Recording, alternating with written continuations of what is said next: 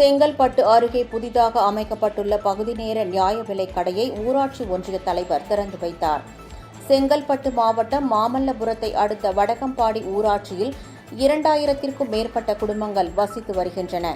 இதில் அம்பாள் நகர் பகுதியில் மட்டும் 700க்கும் மேற்பட்ட குடும்பங்கள் வசித்து வரும் நிலையில் அவர்கள் அத்தியாவசிய பொருட்களை வாங்க 3 கிலோமீட்டர் தொலைவில் உள்ள பெருமாளேரி கிராமத்தில் உள்ள நியாய விலைக் கடைக்கு செல்ல வேண்டிய நிலை இருந்து வந்தது.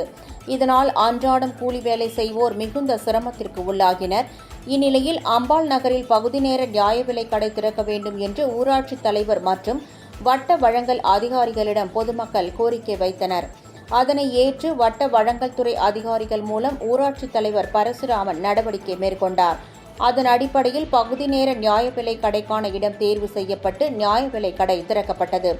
இந்நிகழ்ச்சியில் திருக்கழுக்குன்றம் ஊராட்சி ஒன்றிய தலைவர் RT அரசு கலந்து கொண்டு ரிப்பன் வெட்டி பகுதி நேர நியாய விலைக் கடையை திறந்த பொருட்களை குடும்ப அட்டைதாரர்களுக்கு வழங்கினார்.